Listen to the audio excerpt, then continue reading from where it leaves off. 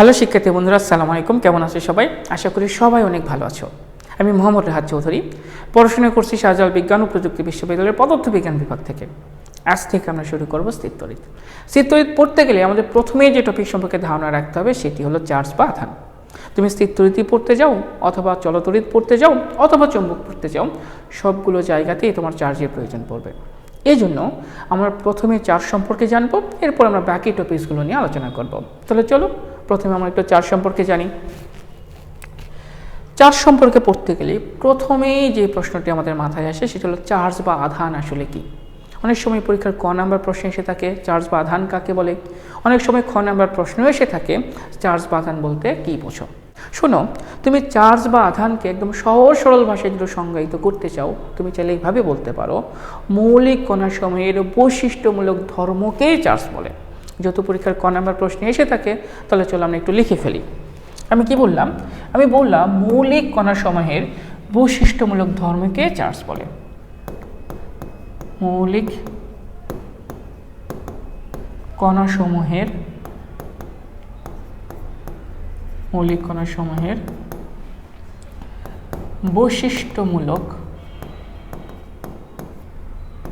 বৈশিষ্ট্যমূলক ধর্মকেই charge বা আধান বলে। তুমি চাইলে খুব সহজ সরল ভাষীভাবে চার্জকে সংজ্ঞায়িত করতে পারো। এখন তোমার মনে প্রশ্ন আসতে পারে, ভাইয়া মৌলিক কণা কারা? আমরা পরবর্তীতে কোনো একটি ক্লাসে মৌলিক কণা সম্পর্কে বিস্তারিত আলোচনা করব, আজকে এতটুকুই জানো। তুমি চাইলে চার্জকে একটু ভিন্নভাবেও সংজ্ঞায়িত করতে পারো। তুমি চাইলে বলতে পারো যার উপস্থিতিতে কোনো বস্তুতে স্থির তড়িৎ এবং স্থির তড়িৎ শক্তির উদ্ভব ঘটে, কাগজের মতো হালকা টুকরাকে আকর্ষণ করার সামর্থ্য রাখে এবং যার গতিতে তড়িৎ প্রবাহ এবং চৌম্বক ক্ষেত্রের সৃষ্টি হয়, তাকে চার্জ বলে। তুমি চাইলে এটি একটু লিখে ফেলতে পারো। চলো আমরা একটু লিখেই ফেলি। আমরা চার্জকে উপরের এইভাবে সংজ্ঞায়িত না করে চাইলে আমরা এইভাবেও সংজ্ঞায়িত করতে পারি। সেটি কীরকম? আমরা বলতে পারি যার উপস্থিতিতে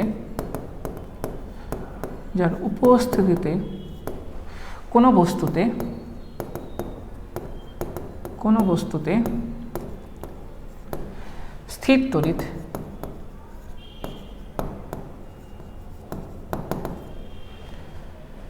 বা স্থির তড়িৎ শক্তির উদ্ভব ঘটে, স্থির তড়িৎ শক্তির উদ্ভব ঘটে ও কাগজের মতো বা বলতে পারো কাগজের হালকা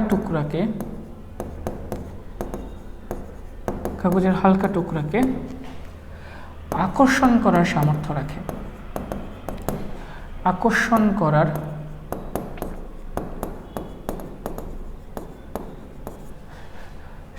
রাখে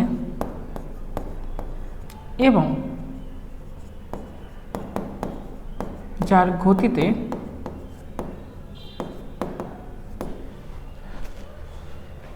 তড়িৎ প্রবাহ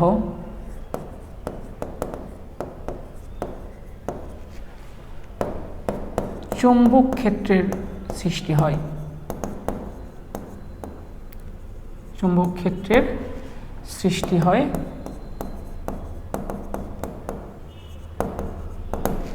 তাকেই চার্জ বলে। নিচের এই সংজ্ঞা থেকে আমার দৃঢ় বিশ্বাস তুমি খুব ক্লিয়ারভাবে বুঝতে পারতেছো, তুমি যদি চলতড়িৎ পড়তে যাও, তুমি যদি চৌম্বক পড়তে যাও, তখনও তোমাকে চার্জ সম্পর্কে জানতে হবে। তুমি চাইলে উপরের মতো করেও চার্জের সংজ্ঞায়ন করতে পারো। তুমি এটাকে যদি আরেকটু সুন্দরভাবে সংজ্ঞায়িত করতে চাও, তুমি চাইলে নিচের এই সংজ্ঞাটাও লিখতে পারো। এখন আমরা চার্জ আবিষ্কারের ইতিহাস সম্পর্কে জানবো। শোনো, অনেক ডিটেলসে জানবো না, যতটুকু জানা আমাদের প্রয়োজন বা যেখান থেকে পরীক্ষায় এমসিকিউ প্রশ্ন আসতে পারে ততটুকুই আমি তোমাকে জানাবো। শোনো, চার্জ সর্বপ্রথম পর্যবেক্ষণ করেন গ্রিক দার্শনিক থেলিস। তাহলে একটু লিখে ফেলো, সর্বপ্রথম পর্যবেক্ষণ করেন পর্যবেক্ষণ করেন গ্রিক দার্শনিক থেলিস। আমরা শর্টকাটে একটু লিখে ফেলতেছি, থেলিস। কত সালের দিকে? মনে রাখবা 600 অব্দের দিকে তিনি এটা পর্যবেক্ষণ করেন। তিনি দেখেন আম্বার দিয়ে রেশম কাপড়কে ঘষা হয় তাহলে তা কাগজের টুকরাকে আকর্ষণ করার সামর্থ্য রাখে। ঠিক আছে, এর পরবর্তীতে ডক্টর গিলবার্ট, যিনি ব্রিটেনের রানী এলিজাবেথের গৃহ চিকিৎসক ছিলেন, তিনি এই চার্জ সম্পর্কে বিস্তারিত অনুসন্ধান করেন। তাহলে পরীক্ষায় প্রশ্ন আসতে পারে চার্জ সম্পর্কে বিস্তারিত অনুসন্ধান কে করেন? এইটা একটু লিখে ফেলো, বিস্তারিত অনুসন্ধান। বিস্তারিত অনুসন্ধান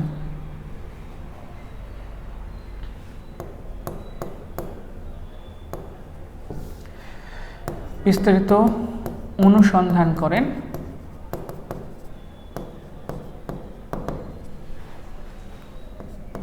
ডক্টর গিলবার্ট।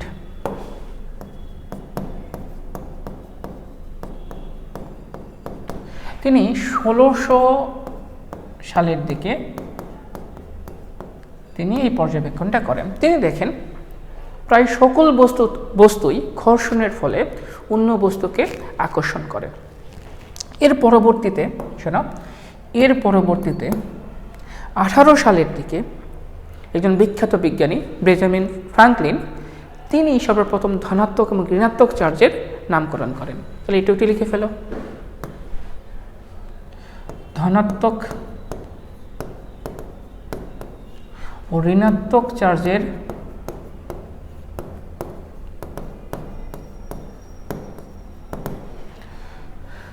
নামকরণ করেন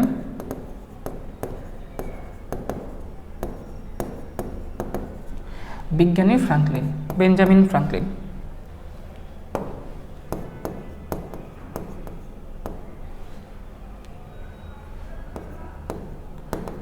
বেঞ্জামিন ফ্রাঙ্কলিন।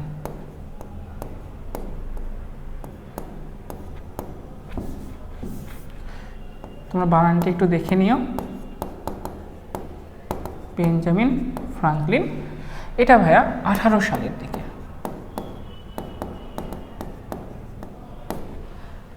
ঠিক আছে, তিনি সর্বপ্রথম ধনাত্মক ঋণাত্মক চার্জের নামকরণ করেন।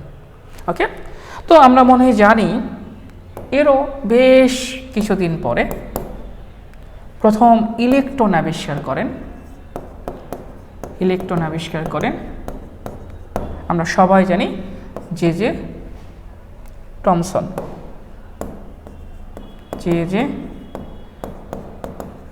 টমসন ইলেকট্রন আবিষ্কার করেন, আর তিনি ইলেকট্রন আবিষ্কারের মাধ্যমে চার্জকে একদম পূর্ণতা দান করেন, যে প্রত্যেকটা বস্তু কণাই চার্জ দ্বারা গঠিত। রাইট, এই হলো চার্জ আবিষ্কারের ইতিহাস। এগুলো পরীক্ষা এমসিকিউ আসতে পারে বলে আমরা এই ইনফরমেশনগুলো তোমাকে জানালাম। এবার শোনো, আমরা চার্জ সম্পর্কিত বেশ বিস্তারিত কিছু তথ্য একটু জানবো, যেগুলো পরীক্ষার এমসিকিউর জন্য খুবই গুরুত্বপূর্ণ। শোনো, এই যে চার্জ আছে, হ্যাঁ, এই চার্জের একক আসলে কি? প্রথম যে বিষয়টা নিয়ে আমরা কথা বলবো, চার্জের একক। মনে রাখবা, চার্জের এসআই ইউনিট যেটা, এসআই একক যেটা, চার্জের এসআই একক হলো কুলম। চার্জের এসআই একক হলো কুলম, যেটাকে আমরা সি দ্বারা প্রকাশ করে থাকি। এটা চার্জের এসআই ইউনিট। এসআই ইউনিট হলো কুলম, এটা মনে রাখবা, আমরা সি দ্বারা প্রকাশ করে থাকি। এখন যেটা জানতে হবে, চার্জের প্রকারভেদ। আমরা বোধহয় প্রায় প্রত্যেকেই জানি চার্জ দুই প্রকার। একটু লিখে ফেলো, চার্জ হলো দুই প্রকার। সেই দুই প্রকার কি কি? একটা হলো ভাইয়া ধনাত্মক প্রকৃতির চার্জ। ধনাত্মক প্রকৃতির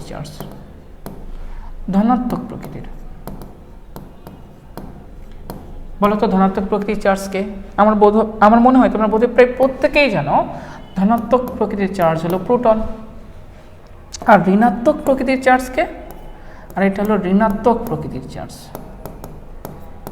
এই ঋণাত্মক প্রকৃতির চার্জ হলো ইলেকট্রন। রাইট। এখন যে বিষয়টা নিয়ে জানতে হবে সেটা হলো চার্জের মান কতটুকু হতে পারে। চার্জের মান, শোনো, মনে রাখবা, প্রকৃতিতে স্বাধীনভাবে বিরাজ করতে পারে এরকম চার্জের সর্বনিম্ন মান হলো একটা ইলেকট্রনের চার্জের সমান, অথবা আমরা বলতে পারি 1.6 10⁻⁻19 কুলম্ব। একটু লিখে ফেলো।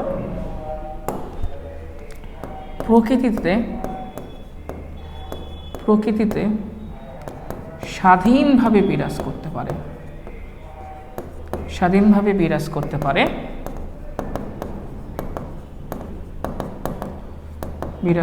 পারে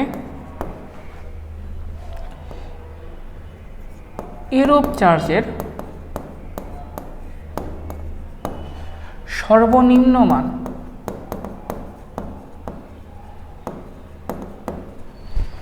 হলো 1.6 10⁻⁻19 কুলম্ব। ঠিক আছে।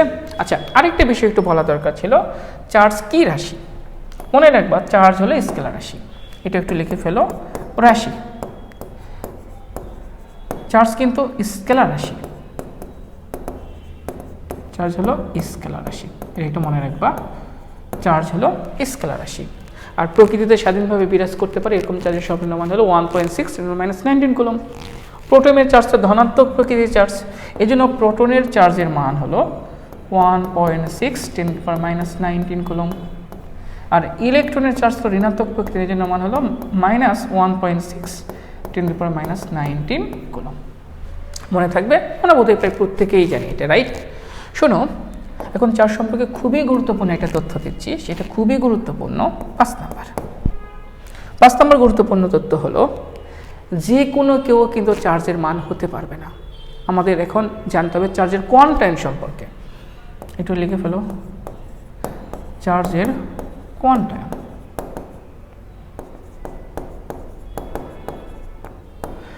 চার্জের কোয়ান্টাইম বলতে আসলে কি বুঝি?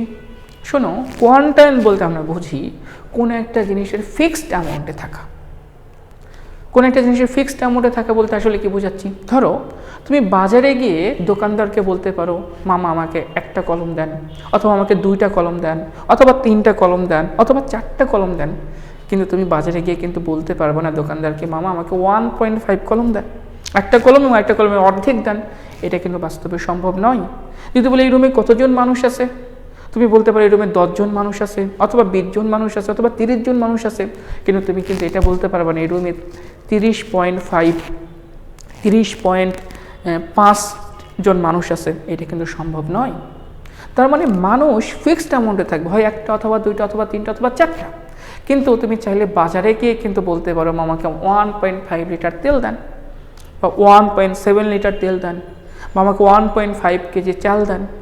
তার মানে তুমি বাজারে গিয়ে চাইলে যে কোনো পরিমাণের তেল কিনতে পারো, যে কোনো পরিমাণের চাল কিনতে পারো। কিন্তু তুমি বাজারে গিয়ে চাইলে যে কোনো পরিমাণের কলম কিনতে পারবে না, হয় তোমাকে 1টি কিনতে হবে, অথবা 2টা, অথবা 3টা, অথবা 4টি, রাইট? এই যে কোনো একটা জিনিসের ফিক্সড অ্যামাউন্টে থাকাকেই বলা হয় কোয়ান্টাইম। তাহলে চার্জের কোয়ান্টাইম বলতে কি বুঝবে? তাহলে চার্জের কোয়ান্টাইম বলতে আমরা বুঝি যে কোনো কেউ চার্জের মান হতে পারবে না। চার্জের মান হতে পারে একটা ইলেকট্রনের চার্জের সমান, অথবা 2টি ইলেকট্রনের চার্জের সমান, অথবা 3টি ইলেকট্রনের চার্জের সমান, অথবা 10টি ইলেকট্রনের চার্জের সমান। কিন্তু কখনোই 1.5 ইলেকট্রন চার্জ সম্ভব নয়। মান প্রকৃতি ধনাত্মক ঋণাত্মক যে কোনো কিছু হতে পারে, আমি মানের কথা বলতেছি। হয় 1টি ইলেকট্রন হবে, অথবা 2টি ইলেকট্রনের চার্জের সমান হবে, অথবা 3টি ইলেকট্রনের চার্জের সমান হবে, কিন্তু কখনোই 3.5 ইলেকট্রনের চার্জের সমান হবে না। এটাকেই বলা হয় চার্জের কোয়ান্টাইম। অর্থাৎ কোনো বস্তুতে চার্জের ফিক্সড অ্যামাউন্টে থাকাকেই বলা হয় চার্জের কোয়ান্টাইম। একটু লিখে ফেলো, কোনো বস্তুতে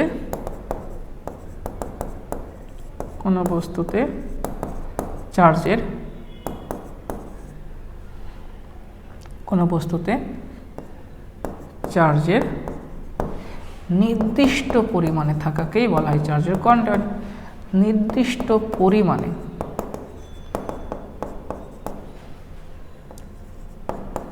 থাকাকেই বলা হয়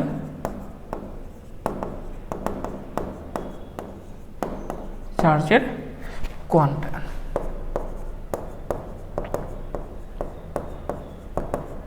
তাহলে এখন প্রশ্ন, কোনো বস্তুতে ঠিক কতটুকু চার্জ থাকতে পারে?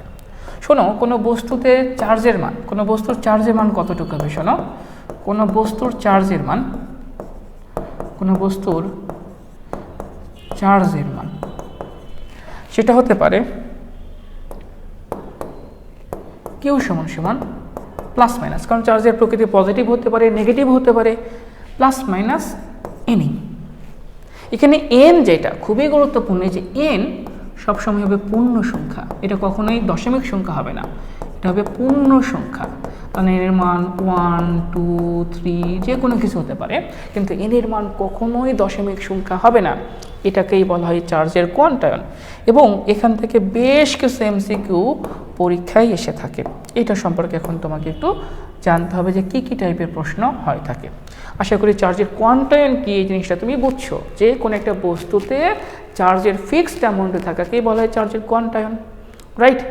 ফিক্সড অ্যামাউন্টে বলতে বোঝাতে যাচ্ছে যে কোনো কেউ চার্জের মান হতে পারবে না, হয় সেটি একটি ইলেকট্রনের চার্জের সমান হবে, অথবা 2টি অথবা 3টি অথবা 4টি অথবা 5টি, কিন্তু কখনোই 1.5 চার্জ হওয়া 1.5 ইলেকট্রন চার্জ হওয়া সম্ভব নয়। আচ্ছা, এই রিলেটেড বেশ কিছু প্রশ্ন পরীক্ষায় এসে থাকে, যে কয়েকটা টাইপের প্রশ্ন এসে থাকে সেই কয়েকটা প্রশ্ন আমি একটু শিখে ফেলি। চলো, প্রথম প্রশ্নে বলছে যে কোনো বস্তুতে 2.5 ইলেকট্রন চার্জ থাকা সম্ভব কিনা। তাহলে এটা বলছে চার্জের মান। তাহলে 1 নম্বর প্রশ্ন, কিউ সমান সমান এটা আছে 2.5 ইলেকট্রন। তাহলে তুমি এই কিউকে তুমি যদি এই সূত্রের সাথে তুলনা করো, কিউ সমান সমান আমরা জানি প্লাস মাইনাস এনি, তার মানে পজিটিভ নেগেটিভ যে কোনো কিছু হতে পারে। এই দুটো যদি তুলনা করো তাহলে তুমি দেখতে পারবা এন এর মান হবে 2.5। এখন বলো তো আমরা কি বললাম, এন এর মান সবসময় পূর্ণ সংখ্যা হবে, কখনোই দশমিক সংখ্যা হবে না। এটা কিন্তু সম্ভব নয়, যা সম্ভব নয়। কেন সম্ভব নয় এটা নিয়ে আমরা পরবর্তীতে বিস্তারিত কথা বলবো। যা সম্ভব নয়, এই জন্য 2.5 ইলেকট্রন চার্জ থাকা সম্ভব নয়, এই জন্য 2.5 ইলেকট্রন চার্জ সম্ভব নয়।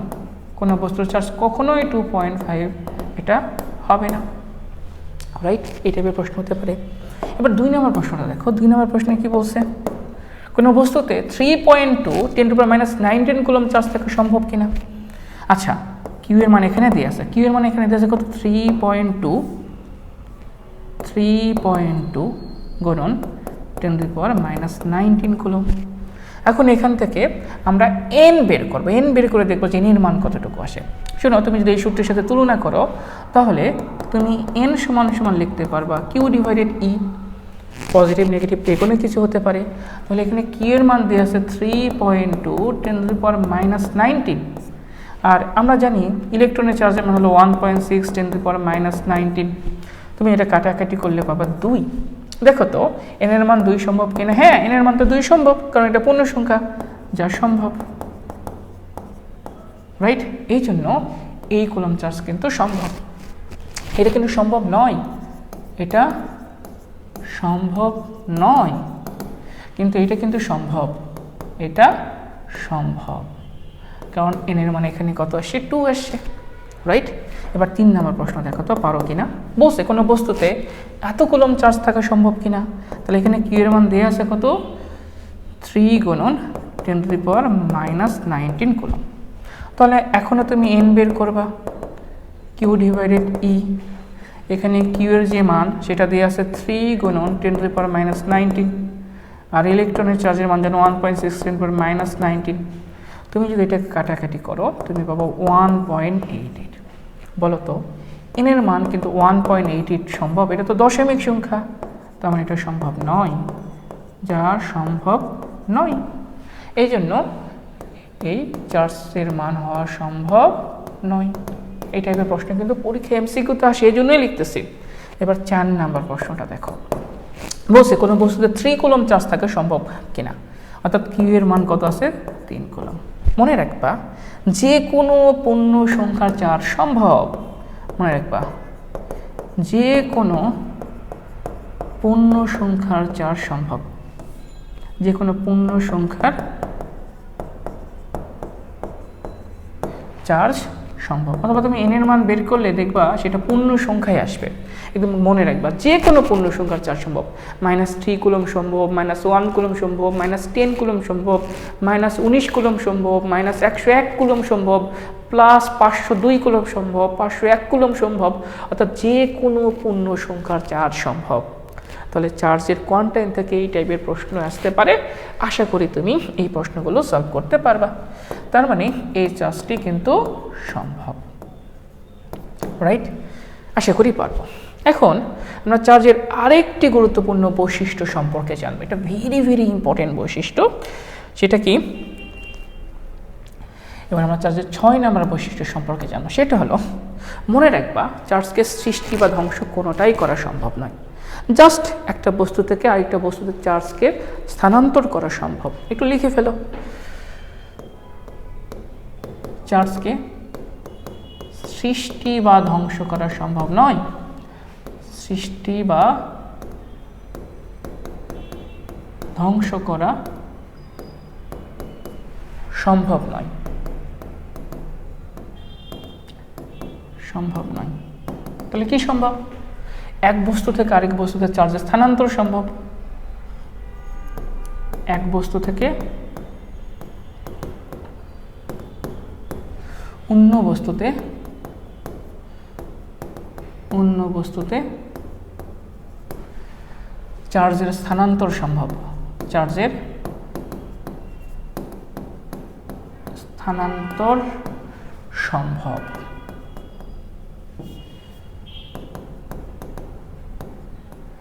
তুমি সহজ ভাষায় বলতে পারো চার্জ সংরক্ষণশীল নীতি মেনে চলে, অর্থাৎ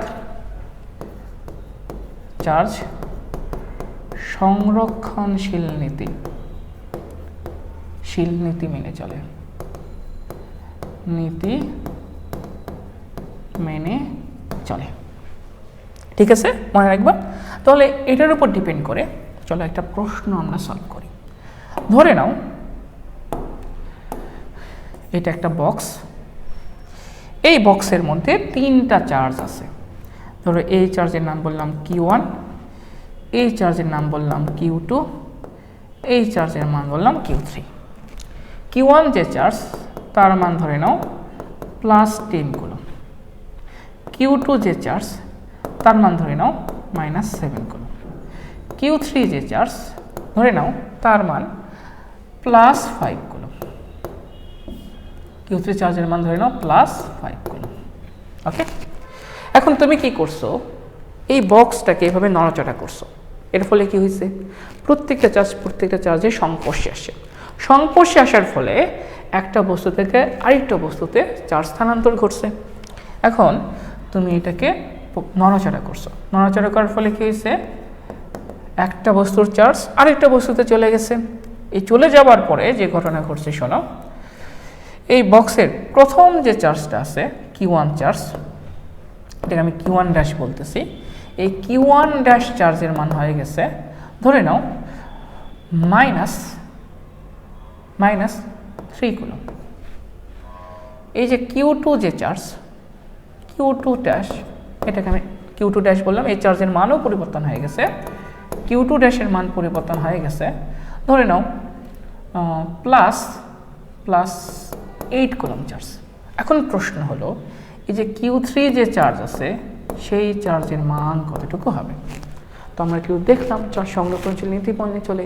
কোনো একটা বদ্ধ সিস্টেমের ক্ষেত্রে, দেখো এর ভিতরে চার্জ আসারও সুযোগ নাই, চার্জ বাইরে যাওয়ারও সুযোগ নাই। তাহলে এই বদ্ধ সিস্টেমে চার্জের মান সবসময় ফিক্স থাকবে। যদি বদ্ধ সিস্টেমে চার্জের মান ফিক্স থাকে, তাহলে এই বদ্ধ সিস্টেমের ক্ষেত্রে কি হবে?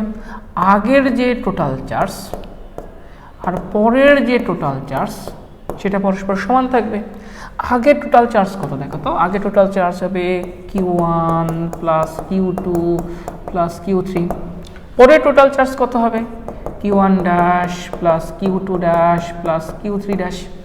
Q1 এর মান কত? Q1 এর মান হলো +10। Q2 এর মান কত? Q2 এর মান হলো -7। Q3 এর মান কত? +5। এখানে Q1 ড্যাশের মান কত? -3 কুলম। Q2 এর মান কত? +8 কুলম। আমাকে বের করতে হবে Q3 ড্যাশ। ওকে, তাহলে Q3 ড্যাশের মান কত হবে? অর্থাৎ Q3 ড্যাশ কত হবে দেখো, এই পাশে 15 থেকে 7 বিয়োগ করলে এই পাশে থাকবে তোমার হলো 8 প্লাস 8 কুলম্ব। ওকে, আর এই পাশে কত হচ্ছে -3 প্লাস 8, তাহলে এই পাশে হচ্ছে +5, এই +5 এই পাশে চলে আসলে এটা হবে -5, তাহলে তুমি এখানে পাচ্ছ +3 কুলম্ব। অর্থাৎ Q3 ড্যাশের মান হবে +3 কুলম্ব। একটু Q3 মান +3 কুলম্ব দিয়ে হিসাব করে দেখো তো ঠিক আছে কিনা। এই পাশে 10 আর পাশে 15 থেকে 7 চলে গেলে হবে কত? 8 কুলম্ব প্লাস 8 কুলম্ব। তাহলে এই পাশে দেখো -3 প্লাস 8 প্লাস 3 কেটে গেলে এই পাশে হবে +8 কুলম্ব। খুব সুন্দর একটা ম্যাথ, যে চার্জকে সৃষ্টি বা ধ্বংস করা যায় না, জাস্ট একটা বস্তু থেকে আরেকটা বস্তুতে স্থানান্তর করা সম্ভব। এই নীতির উপর ডিপেন্ড করে এরকম ম্যাথ পরীক্ষায় চাইলে আসতে পারে। ওকে, আশা করি চার্জের বৈশিষ্ট্যগুলো আমরা জানতে পারলাম। এখন আমরা এটা জানতে চাই চার্জের মান কেন যে কোনো কিছু হতে পারে না, এটাই সম্পর্কে একটু আমরা জানি। ধরে নাও এটা একটা সোডিয়ামের বস্তু। তাহলে আমরা কি জানি? এই যে সোডিয়াম, আমরা বোধহয় প্রত্যেকেই জানি সোডিয়ামের পারমাণবিক সংখ্যা হলো 11, রাইট? তাহলে এই সোডিয়ামে ইলেকট্রন আছে কয়টা? ইলেকট্রন আছে 11টা, প্রোটন আছে 11টা, এবং সে বৈদ্যুতিকভাবে নিরপেক্ষ, রাইট? এখন শোনো, এই সোডিয়ামের ইলেকট্রন বিন্যাস বোধহয় আমরা প্রত্যেকেই জানি।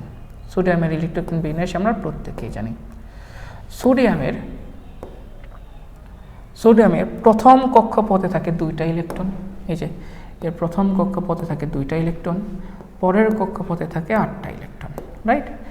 এর পরের কক্ষপথে 8টা ইলেকট্রন এবং শেষ কক্ষপথে থাকে 1টা ইলেকট্রন। অর্থাৎ সোডিয়ামের যে ইলেকট্রন বিন্যাস সেটা হলো সোডিয়াম 11, ইলেকট্রন বিন্যাস হলো 2, 8, 1। আমরা জানি সোডিয়াম চাইলে একটা ইলেকট্রন দান করতে পারে, সে একটা ইলেকট্রন দান করে নিষ্ক্রিয় গ্যাস নিউট্রন ইলেকট্রন বিন্যাস দান করতে পারে। তার মানে এই বস্তুখণ্ড থেকে যদি একটা ইলেকট্রন চলে যায়, অর্থাৎ একটা ইলেকট্রন যদি চলে যায়, তখন কি হয়ে যাবে? তখন সেটা হয়ে যাবে সোডিয়াম প্লাস হয়ে যাবে।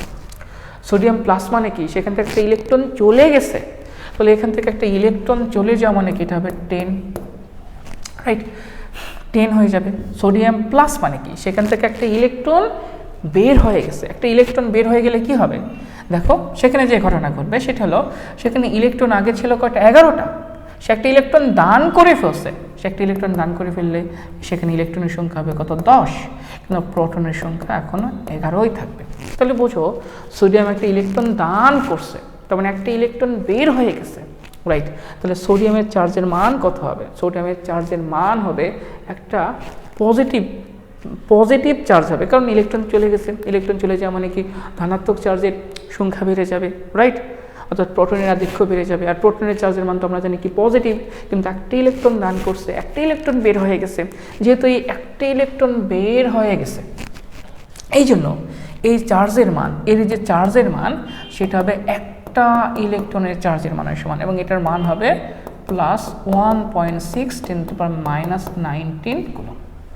যদি এখান থেকে 2টা ইলেকট্রন চলে যাইতো, তাহলে এটা তো সোডিয়াম 2+, তখন সেটা 2টা চার্জের মানের সমান হতো। এখন তুমি ভাবো সোডিয়ামের শেষ কক্ষপথ একটা ইলেকট্রন আছে, একটা ইলেকট্রন বের হয়ে যাবে, কিন্তু সোডিয়াম থেকে 1.5 ইলেকট্রন বের করে নেওয়া সম্ভব কিনা? এই ইলেকট্রন এবং আরেকটা ইলেকট্রনের অর্ধেক বের করে নেওয়া সম্ভব কিনা? এটা তো সম্ভব নয়। হয় ইলেকট্রন একটা বের হবে, অথবা 2টা বের হবে, অথবা 3টা বের হবে শেষ কক্ষপথ থেকে। অর্থাৎ সোডিয়াম চাইলে একটা ইলেকট্রন দান করতে পারবে, চাইলে 2টা ইলেকট্রন দান করতে পারবে, চাইলে 3টা। এটা বাস্তবে সম্ভব না, অনেক বেশি শক্তি প্রয়োগ করতে হবে, তারপরে 2টা 3টা বের হইতে পারে। এভাবে ভাবো, সোডিয়াম একটা ইলেকট্রন দান করতে পারবে, কিন্তু সোডিয়াম কি 1.5 ইলেকট্রন দান করতে পারবে কিনা? সোডিয়াম কিন্তু কখনোই 1.5 ইলেকট্রন দান করতে পারবে না। ধরো আমরা অনেক বেশি শক্তিও যদি অ্যাপ্লাই করি, তখন একটা ইলেকট্রনের জায়গায় হয়তো 2টা ইলেকট্রন বের হইতে পারে, অথবা 3টে ইলেকট্রন বের হইতে পারে, কিন্তু কখনোই 3.5 ইলেকট্রন বের হওয়া সম্ভব নয়। যেহেতু দান অথবা গ্রহণ পূর্ণ সংখ্যাই হবে, অথবা একটা ইলেকট্রন, অথবা 2টা, অথবা 3টা। এই জন্য ইলেকট্রনের চার্জের যে মান, সে চার্জের মান অবশ্যই যে কোনো কেউ হতে পারবে না, হয় একটা ইলেকট্রনের চার্জের সমান হবে, অথবা দুইটা ইলেকট্রনের চার্জের সমান, অথবা তিনটে ইলেকট্রনের চার্জের সমান হবে। অথবা তুমি যদি ক্লোরিনের কথা চিন্তা করো, বলো তো ক্লোরিন, ক্লোরিন কত বলো তো? এই যে ক্লোরিন কত আমরা জানি, ক্লোরিনের ক্ষেত্রে ক্লোরিন হলো 17, তাহলে এটা ইলেকট্রন, তার মানে এখানে ইলেকট্রন আছে 17টা, প্রোটনও আছে 17টা, রাইট? কিন্তু ক্লোরিন যদি তার নিকটস্থ নিষ্ক্রিয় গ্যাসের আর্গনের ইলেকট্রন বিন্যাস অর্জন করতে চাই, তখন সে একটা ইলেকট্রন গ্রহণ করে। কারণ ক্লোরিনের 17 তার ইলেকট্রন বিন্যাসটা এরকম 2, 8, 7, সে চাইলে একটা ইলেকট্রন গ্রহণ করতে পারে। তার মানে ক্লোরিন যদি একটা ইলেকট্রন গ্রহণ করে, অর্থাৎ ক্লোরিন মাইনাস হয়ে যায়, তখন কি হবে? ক্লোরিনের ইলেকট্রন সংখ্যা এবার হয়ে যাবে 18, কেন ক্লোরিনের প্রোটন সংখ্যা এখনও আছে 17। তার মানে তার একটা ইলেকট্রন বেড়ে গেছে, সে একটা ইলেকট্রন গ্রহণ করছে, একটা নেগেটিভ পরিমাণ বেড়ে গেছে, একটা নেগেটিভ ইলেকট্রন বেড়ে গেছে, রাইট? তাহলে ইলেকট্রনের চার্জের মান কত হয়? নেগেটিভ হয়। তো এই জন্য আমরা বলতে পারি এই যে ক্লোরিনের যে চার্জের মান, এই ক্ষেত্রে এই বস্তুর যে চার্জের মান সেটা হবে একটা ইলেকট্রনের সমান। আর ইলেকট্রনের চার্জ এখানে নেগেটিভ হবে কিন্তু 1 ইলেকট্রন, রাইট? -1 ইলেকট্রন, তার মানে এটার মান হবে -1.6 × -19 কুলম্ব। তার মানে আমরা বুঝতে পারতেছি যেহেতু দান বা গ্রহণ, ইলেকট্রন দান করলে সে ধনাত্মক চার্জে চার্জিত হবে, ইলেকট্রন গ্রহণ করলে সে ঋণাত্মক চার্জে চার্জিত হবে। যেহেতু দান বা গ্রহণ পূর্ণ সংখ্যায় হয়, অর্থাৎ ইলেকট্রন দান অথবা গ্রহণ অবশ্যই পূর্ণ সংখ্যায় হবে, এই জন্য চার্জের মান যে কোনো কেউ হতে পারে না। তুমি চাইলে এটা লিখে ফেলতে পারো, যে ইলেকট্রন দান করলে, লিখে ফেলো, নাম্বার 1, ইলেকট্রন দান করলে বস্তু ধনাত্মক চার্জে চার্জিত হয়, বস্তু ধনাত্মক চার্জে চার্জিত হয়, ধনাত্মক চার্জে চার্জিত হয়, রাইট? আর ইলেকট্রন গ্রহণ করলে বস্তু ঋণাত্মক চার্জে চার্জিত হয়, ঋণাত্মক চার্জে চার্জিত হয়। যেহেতু দান বা গ্রহণ অবশ্যই পূর্ণ সংখ্যায় হয়, যেহেতু ইলেকট্রনের দান বা গ্রহণ পূর্ণ সংখ্যায় হয়,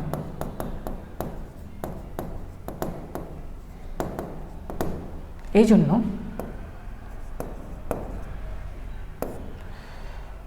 যে কোনো কেউ চার্জের মান হতে পারবে না, যে কোনো কেউ চার্জের মান হতে পারবে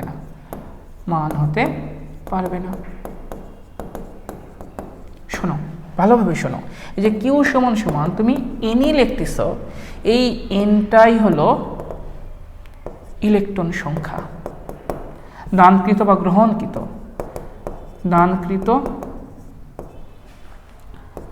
বা তুমি বলতে পারো গ্রহণকৃত ইলেকট্রন সংখ্যা, এটাই হলো তোমার দানকৃত বা গ্রহণকৃত ইলেকট্রন সংখ্যা। দান করলে পজিটিভ চার্জ, গ্রহণ করলে নেগেটিভ চার্জ। আশা করি বিষয়টা তুমি বুঝছো যে কেন যে কোনো কেউ চার্জের মান হতে পারবে না। এই এনটাই হলো এখানে ইলেকট্রন সংখ্যা, যেটা দান করা হচ্ছে অথবা যেটা গ্রহণ করা হচ্ছে। ক্লিয়ার বিষয়টা? আশা করি বুঝছি। এখন আমরা যেটা নিয়ে কথা বলবো, কোনো বস্তুকে চার্জিত করার উপায়। আমরা একটা বস্তুকে কতগুলোভাবে চার্জিত করতে পারি। শোনো, আমরা কোনো বস্তুকে টোটাল 3 ভাবে চার্জিত করতে পারি। একটু লিখে ফেলো, 3 ভাবে চার্জিত করা যায়, 3 ভাবে চার্জিত করা যায়, 3 ভাবে চার্জিত করা যায়। এখন প্রশ্ন, সেই 3 ভাব কি কি? নাম্বার 1, পরিবাহীর মাধ্যমে। পরিবাহীর মাধ্যমে আমরা চাইলে কোনো বস্তুকে চার্জিত করতে পারি। নাম্বার 2, আবেশ প্রক্রিয়ায়। আবেশের মাধ্যমে আমরা চাইলে কোনো বস্তুকে চার্জিত করতে পারি। নাম্বার 3, ঘর্ষণের মাধ্যমেও আমরা চাইলে কোনো বস্তুকে চার্জিত করতে পারি। ঘর্ষণের মাধ্যমে আমরা চাইলে ঘর্ষণের মাধ্যমেও কোনো বস্তুকে চার্জিত করতে পারি। সবার আগে আমরা একটু দেখি পরিবাহীর মাধ্যমে আমরা বস্তুকে কিভাবে চার্জিত করতে পারি, বা পরিবহনের মাধ্যমে, পরিবাহীর মাধ্যমে এটা কিভাবে সম্ভব? শোনো, দেখো, ধরো এটা একটা বস্তু, এটা একটা বস্তু, এই বস্তুর মধ্যে ধরো পজিটিভ চার্জ আছে, এই বস্তুর মধ্যে ধরো এরকম পজিটিভ চার্জ আছে। তুমি কি করছো, এই বস্তুর সাথে আরেকটা এই সেম আকৃতির সেম মেটালের আরেকটা বস্তু নিয়ে এসে অ্যাড করে দিছো। তখন কি হবে জানো, এই যে তুমি এটাকে যুক্ত করে দিছো, এই জন্য পরিবহনের মাধ্যমে এখান থেকে কিছু চার্জ এই জায়গায় চলে যাবে। তখন কি ঘটনা ঘটবে শোনো, তখন যে ঘটনা ঘটবে এখান থেকে, তখন যে ঘটনা ঘটবে, এই যে এখানকার যে পজিটিভ চার্জ আছে সেই পজিটিভ চার্জ এখানে চলে যাবে। এখন তোমার মনে প্রশ্ন, কেন ভাইয়া চার্জ এখান থেকে এখানে কেন যাচ্ছে? মনে রাখবা, দেখো এখানে পজিটিভ চার্জ, পজিটিভ চার্জ মানে মনে রাখবা সেটা উচ্চ বিভব। পজিটিভ চার্জ মানে মনে রাখবা সেটা হলো উচ্চ বিভব। পজিটিভ চার্জ মানে মনে রাখবা সেটা উচ্চ বিভব।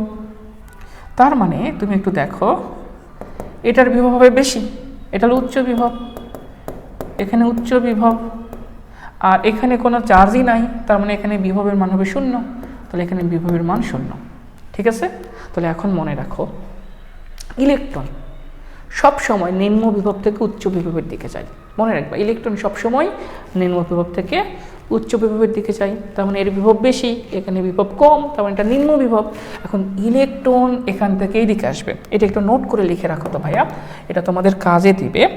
যে মনে রাখবা, ইলেকট্রন সবসময় নিম্ন বিভব থেকে উচ্চ বিভবের দিকে যায়। ইলেকট্রনের প্রবাহ, ইলেকট্রনের প্রবাহ, ইলেকট্রনের প্রবাহ সবসময় কোন দিক থেকে কোন দিকে হবে? নিম্ন বিভব থেকে উচ্চ বিভবের দিকে, উচ্চ বিভব। কতক্ষণ পর্যন্ত সেটা যাবে? যতক্ষণ পর্যন্ত না দুইটার বিভব সমান হয়, ঠিক ততক্ষণ পর্যন্ত ইলেকট্রন নিম্ন বিভব থেকে উচ্চ বিভবের দিকে যাবে। তাহলে এটার বিভব বেশি আর এটার বিভব কম, কারণ এটা নিউট্রাল অবস্থায় আছে, তখন ইলেকট্রনগুলো এদিক থেকে এদিকে যাবে। তোমার মনে এখন প্রশ্ন, ভাই ইলেকট্রনই কেন যায়, প্রোটন কেন যায় না? মনে রাখবা, ইলেকট্রনের ঘাটতি মানেই সেখানে প্রোটন সৃষ্টি হচ্ছে, পজিটিভের সৃষ্টি হচ্ছে। একটা ইলেকট্রন চলে গেছে মানে সেখানে পজিটিভ সৃষ্টি হবে, এটা প্রোটন সৃষ্টি হবে। বিষয়টা কীভাবে মনে রাখবা? আচ্ছা, ইলেকট্রনের ভর অনেক কম, প্রোটনের ভর অনেক বেশি। এই জন্য মনে রাখবা যে যখনই চার্জের আদান প্রদান হবে তখনই আমরা বুঝবো সেখানে ইলেকট্রনের আদান প্রদান হচ্ছে। আমরা প্রোটনের আদান প্রদান বলবো না, ইলেকট্রনের আদান প্রদান। ইলেকট্রনের ঘাটতি মানেই তো সেখানে ধনাত্মক আধানের সৃষ্টি হচ্ছে, আর ধনাত্মকটাকে আমরা বলতেছি প্রোটন। আচ্ছা, তাহলে মনে রাখবা, যেহেতু এটার বিভব কম, তার মানে এটা নিম্ন বিভব, এটা নিম্ন বিভব, তাহলে এখান থেকে ইলেকট্রন এইদিকে যাবে। তাহলে এখান থেকে ইলেকট্রন যদি এইদিকে যায়, রাইট, কতক্ষণ পর্যন্ত যাবে? ততক্ষণ না দুইটার বিভব সমান হয়। তাহলে একটা ইলেকট্রন গিয়ে এইটা এইটা এইটা এবং এটাকে প্রশমিত করে ফেলবে। প্রশমিত করার ফলে কি হবে? এখানে থাকবে 4টা পজিটিভ, আর এখান থেকে যেহেতু ধরে নাও 4টে ইলেকট্রন চলে গেছে, তার মানে এখানে 4টা পজিটিভ সৃষ্টি হবে। এখন দেখো এই দুইটার বিভব কিন্তু সমান, এটার বিভবও যা, ধরো এই প্রান্তের বিভবও যা হবে, এই প্রান্তের বিভবও সমান হবে। এই দেখো, দেখো আমরা পরিবাহীর মাধ্যমে, পরিবহনের মাধ্যমে, এটা ছিল আমাদের ধনাত্মক চার্জে চার্জিত, এটা ছিল নিউট্রাল, এটাকে আমরা ধনাত্মক চার্জে চার্জিত করে ফেলছি। একইভাবে তুমি যদি ঋণাত্মক চার্জে চার্জিত করতে চাও, জিনিসটা সেমভাবে ওয়ার্ক করবে। ধরো এখানে আছে নেগেটিভ চার্জ, ধরো এখানে আছে নেগেটিভ চার্জ, এখানে আছে নেগেটিভ চার্জ, ওকে। আর এটা হলো কোনো চার্জই নাই, একই মেটালের তৈরি, এটা একই মেটালের তৈরি, এটা একই মেটালের তৈরি এবং একই পরিমাণ তার দৈর্ঘ্য, ওকে। এখন কি হবে দেখো, এটা তো নেগেটিভ, তাহলে এর যে বিভব এটা হবে নিম্ন বিভব, এটা হবে নিম্ন বিভব, আর এই বিভব তো 0, এর বিভব 0, এর বিভব 0 মানে কি? এটা হলো উচ্চ বিভব, এটা হবে উচ্চ বিভব, রাইট। তাহলে এখন কি হবে? এটা তো নিম্ন বিভব, এটা উচ্চ বিভব, এখন আমরা জানি যে নিম্ন বিভব থেকে ইলেকট্রন সবসময় উচ্চ বিভবের দিকে যায়। এখন এখান থেকে এখানে ইলেকট্রন এইদিকে যাবে, ঠিক কতক্ষণ পর্যন্ত যাবে? যতক্ষণ পর্যন্ত না দুইটার বিভব সমান হয়েছে, যতক্ষণ পর্যন্ত না দুইটার বিভব সমান হয়েছে। তাহলে দুইটার বিভব যদি সমান হইতে হয়, দেখো এখান থেকে ইলেকট্রন যদি এখানে চলে যায়, চারটে ইলেকট্রন চলে যায়, তাহলে এখানে হবে নেগেটিভ। আর ইলেকট্রন এখানে চলে গেছে মানে কি? ইলেকট্রন এখানে চলে গেছে মানে কি? এখানে এটা হবে নেগেটিভ। এখন দেখো দুইটার বিভব সমান, এটার বিভব যা, এটার বিভব তাই। দেখো এই বস্তুটা ছিল চার্জ নিরপেক্ষ, কিন্তু এখন এটা নেগেটিভ চার্জে চার্জিত হয়েছে। কার মাধ্যমে? এটা পরিবহনের মাধ্যমে, রাইট। এখন আমরা শিখব আবেশ প্রক্রিয়ায় কিভাবে চার্জিত হয়। এখন আমরা দেখব আবেশ প্রক্রিয়ায় কিভাবে চার্জিত হয়। আবেশ প্রক্রিয়ায়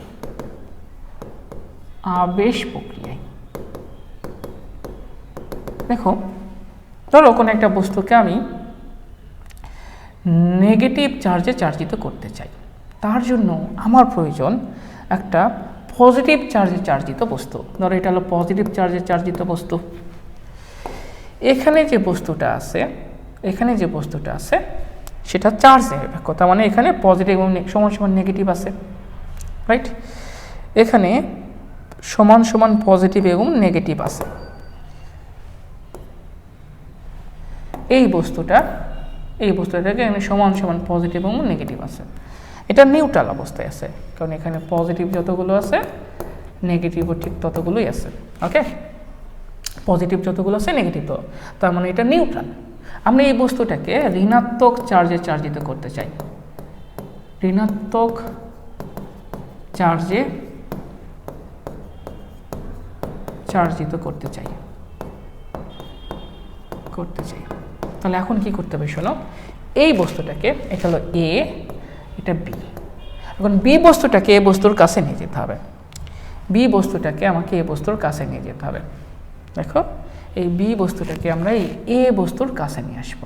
দেখো আমরা কিন্তু পরস্পরকে স্পর্শ করাই নাই, জাস্ট বি বস্তুটাকে এ বস্তুর কাছে নেয়, সেটা পজিটিভ। আমরা জানি চার্জের ক্ষেত্রে পজিটিভ চার্জ নেগেটিভ চার্জকে আকর্ষণ করে। দেখো এখন যে ঘটনা ঘটবে, এখানকার যে নেগেটিভ চার্জগুলো ছিল, এই নেগেটিভ চার্জগুলো এদিকে চলে আসবে, কারণ তাদেরকে সে আকর্ষণ করবে। আর পজিটিভ যে চার্জগুলো ছিল, সেই পজিটিভ চার্জগুলো এই পাশে চলে যাবে। এখন এইটাকে এই অবস্থায় রাখা অবস্থায় যদি আমি এই বস্তুটাকে আমরা যদি ভূমির সাথে যুক্ত করে দিই, আমরা জানি ভূমির ভোল্টেজ হয় জিরো, রাইট। দেখো এটা ভূমি ভোল্টেজ জিরো, এটা হলো পজিটিভ। এখন কি হবে, এই দিক থেকে দেখো এই নিচ থেকে ইলেকট্রন উপরে গিয়ে পজিটিভ, এই পজিটিভগুলোকে ভ্যানিশ করে দেবে। তখন কি হবে, এই বি যে বস্তুটা আছে, সেই বি বস্তুটা শুধুমাত্র ঋণাত্মক চার্জে চার্জিত হবে। এই বি বস্তুটা তখন কি হবে, দেখো এই বি বস্তুটা পুরোটাই ঋণাত্মক চার্জে চার্জিত হবে। এখন আমরা এই বস্তুটাকে সরাই নিলে তখন আমাদের বি দেখবো, বি বস্তুটা ঋণাত্মক চার্জে চার্জিত, রাইট। আমরা জানি পৃথিবীর যে বিভব, সেই বিভবের মান শূন্য হয়। আর তুমি বলতে পারো ভাই পৃথিবী থেকে যে ইলেকট্রন যে উপরের দিকে গেল, তাহলে পৃথিবীর বিভবের কোনো চেঞ্জ হবে কিনা? না, পৃথিবীর বিভবের চেঞ্জ হবে না, কারণ পৃথিবীতে এত বেশি চার্জ আছে, ধনাত্মক ঋণাত্মক। মনে করো ওয়ান কাইন্ড অফ সমুদ্র থেকে এক বালতি পানি নিলে সমুদ্রের পানির কোনো পরিবর্তন হবে না, ঠিক সেরকম পৃথিবী থেকে ইলেকট্রনই পৃথিবী থেকে চলে যাক আর পৃথিবীর ভিতরে ইলেকট্রন আসুক, পৃথিবীর বিভবের কোনো পরিবর্তন হবে না, এটা মনে রাখবো। তাহলে আমরা এভাবে ঋণাত্মক চার্জে চার্জিত করতে পারি। এখন শোনো, আমরা ধনাত্মক চার্জে চার্জিত করতে চাই, তাহলে কি করতে হবে জানো? তুমি যখন ধনাত্মক চার্জে চার্জিত করবা, তখন তোমাকে বিপরীত চার্জে চার্জিত একটা বস্তু তোমার প্রয়োজন।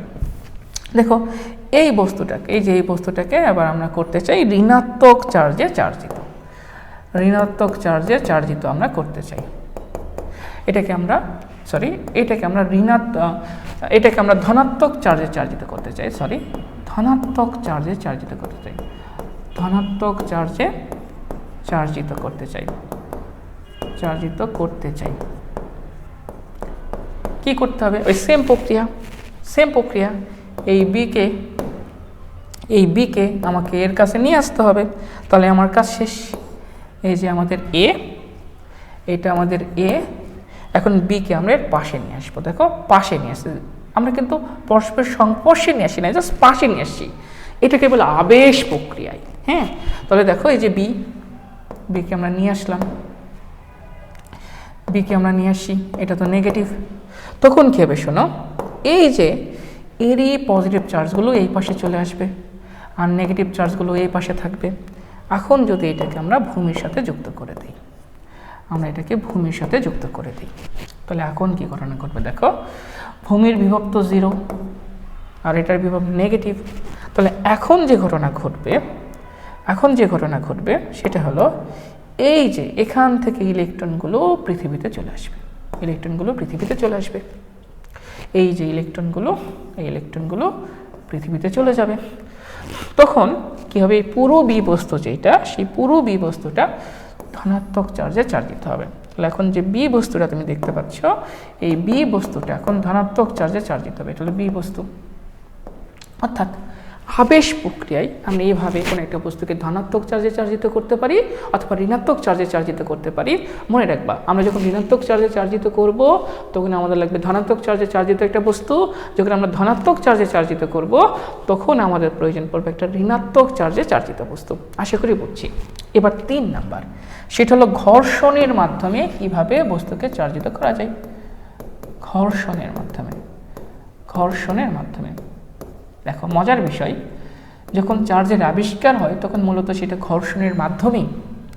দেখো এটা এরকম, ধরো তোমার কাছে একটা কাঁচ দ্বন্দ্ব আছে, ধরো এটা একটা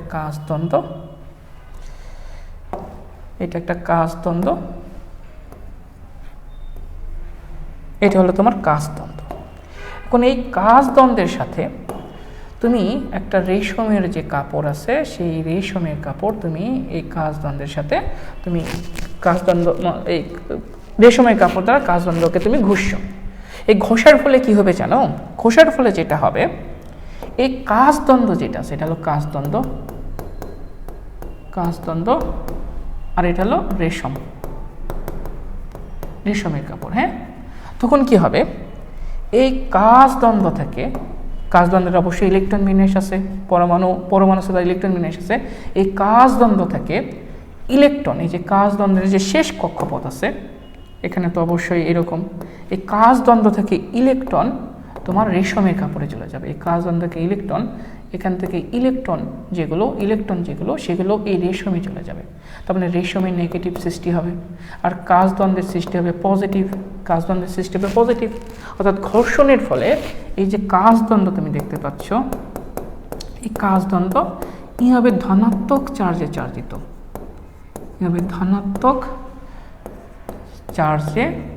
চার্জিত। আর এই যে রেশম যে দেখতে পাচ্ছ, রেশম কাপড়, এই রেশম হবে ঋণাত্মক চার্জে চার্জিত। রাইট? তোমার মনে প্রশ্ন হতে পারে, ভাই ঘর্ষণের মাধ্যমে কিভাবে এটা চার্জিত হচ্ছে? শোনো, তুমি যখন ঘুষতেছো তখন সেখানে অবশ্যই গতিশক্তির জন্য সেখানে তাপ শক্তি উৎপন্ন হবে। সেই তাপ শক্তি গ্রহণ করে যে কাঁচ দ্বন্দ্বের যে তোমার পরমাণু আছে, সেই পরমাণুর শেষ কক্ষপথ থেকে যে ইলেকট্রন আছে, সেই ইলেকট্রন সেই শক্তি গ্রহণ করবে। সেই শক্তি গ্রহণ করে সেই শেষ কক্ষপথ থেকে বের হয়ে রেশমে চলে আসবে। অর্থাৎ ঘর্ষণের মাধ্যমে আমরা কোনো বস্তুকে চাইলে চার্জিত করতে পারি। এখানে একটা গুরুত্বপূর্ণ ইনফরমেশান তোমাদের দিয়ে রাখি, এটা পরীক্ষায় প্রায় আসে, মনে রাখবা। দেখো এখানে বেশ কিছু পদার্থের নাম লেখা আছে, ঠিক আছে? দেখো লেখা আছে নিচের তালিকাভুক্ত বস্তুগুলোকে যে কোনো দুটিকে ঘর্ষণ করলে তালিকার প্রথম উল্লিখিত বস্তুটি ধনাত্মক এবং পরের উল্লিখিত বস্তুটি ঋণাত্মক চার্জে চার্জিত হবে। ধরে নাও তুমি এই যে কাঁচ আছে, সেই কাঁচের সাথে তুমি মনে করো এই তুলার ঘর্ষণ করছো। দেখো কাঁচের সাথে তুমি মনে করো কাঁচকে তুলা দ্বারা ঘষছো, ঠিক আছে? তো কাঁচকে তুমি যদি তুলা দ্বারা ঘষো তাহলে এই কাঁচ হবে ধনাত্মক চার্জে চার্জিত, আর এই যে তুলা যেটা আছে সেটা হবে ঋণাত্মক চার্জে চার্জিত। অথবা ধরে নাও তুমি এই পশম দ্বারা তুমি এই কাঁচকে ঘষছো, এবারে পশম যেটা সেটাই হবে ধনাত্মক চার্জে চার্জিত, আর এই যে কাঁচ এটা হবে ঋণাত্মক চার্জে চার্জিত। অর্থাৎ প্রথমটা হবে ধনাত্মক, পরেরটা হবে ঋণাত্মক। শোনো, এই যে ফ্যানেল দ্বারা ইবোনাইট দ্বন্দ্বকে যদি ঘষো, ফ্যানেল, এটা পরীক্ষায় আসে, ফ্যানেল দ্বারা তুমি ইবোনাইটকে তুমি ঘষছো, ইবোনাইট, তাহলে কি হবে জানো? এই যে ফ্যানেল যেটা আছে সেটা হবে ধনাত্মক চার্জে চার্জিত, এটা হবে ধনাত্মক, আর এইটা হবে ঋণাত্মক চার্জে চার্জিত। এটা এখানে বলা আছে যে এই যে বস্তুগুলো দেখতে পাচ্ছ, একটাকে যদি আরেকটা দ্বারা ঘষো, তাহলে প্রথমে যেটা আছে সেটা হবে ধনাত্মক, পরে যেটা হবে সেটা ঋণাত্মক। এই ক্রমটা ভাইয়া মনে রাখতে হবে, এটা ভেরি ভেরি ইম্পর্টেন্ট। তুমি যদি গন্ধক দিয়ে রাবারকে ঘষো, রাবার হবে ধনাত্মক, গন্ধক হবে ঋণাত্মক। তুমি রাবার দিয়ে যদি কাঁচকে ঘষো, কাঁচ হবে ধনাত্মক চার্জে চার্জিত, আর রাবার হবে ঋণাত্মক চার্জে চার্জিত। আশা করি চার্জ সম্পর্কে তোমার ধারণা একদম ক্লিয়ার।